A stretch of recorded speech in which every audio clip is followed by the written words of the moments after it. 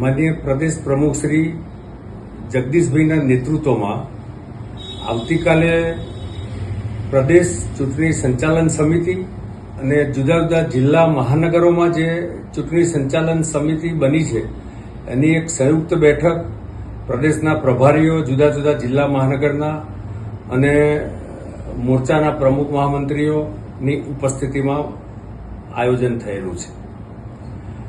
આવનારી સ્થાનિક સ્વરાજ્યની ચૂંટણીઓમાં સુચારુ સંચાલન માટે ભારતીય જનતા પાર્ટીની પદ્ધતિ અને પરંપરા પ્રમાણે જુદા જુદા જિલ્લા મહાનગરોમાં 4 સભ્યોની સમિતિ બની છે.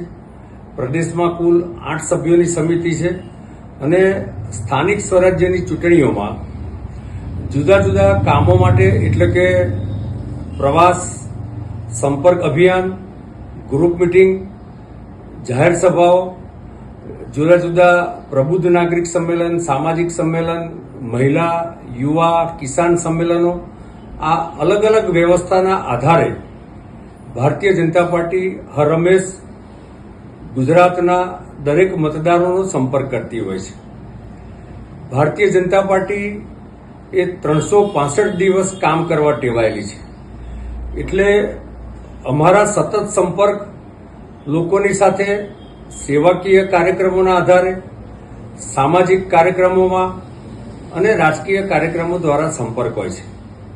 ભારતીય જનતા પાર્ટી પોતાના ચૂંટાયેલા પ્રતિનિધિ રાજ્ય સરકારની ભૂપેન્દ્રભાઈ અને હર્ષભાઈના નેતૃત્વની સરકારની કામગીરી અને ચૂંટાયેલા પ્રતિનિધિઓના રિપોર્ટ કાર્ડના આધારે લોકોની વચ્ચે જવાનું આયોજન થયું છે.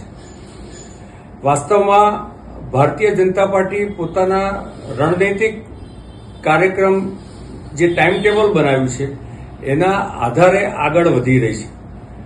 ભાજપાનો મંત્ર હરેક માનવી જ્યાં છે ત્યાં વ્યવસ્થા ઊભી કરવી અને હર ઘર સુધી સેવા પહોંચાડવી, આ મંત્ર સાથે સ્થાનિક સ્વરાજ્યની સંસ્થાઓમાં અમે આજે પણ ગુજરાતમાં લગભગ 95% સંસ્થાઓમાં સેવા આપી રહ્યા છે. વિસ્તારોમાં ભાજપા પાસે એની નેતા નિયત અને નેતૃત્વ છે, જ્યારે કોંગ્રેસ હરહંમેશ જે પ્રકારે તૈયારીઓ હરહંમેશ પૂરા કરી રહી છે, પરંતુ અલ્ટિમેટલી એમની પાસે કોઈ નક્કર આયોજનના અભાવે અને કોઈ નક્કર મુદ્દા નથી, એટલા માટે જે જુદા જુદા પ્રકારની નૌટંકી કરી રહી છે, પછી એ રાધણ ગેસના બાટલાઓ હોય કે અનેક બાબતોમાં હોય, પરંતુ ગુજરાતનું જનમાનસ ક્યારેય કોંગ્રેસ અને વિપક્ષમાં વિશ્વાસ મૂકતું નથી.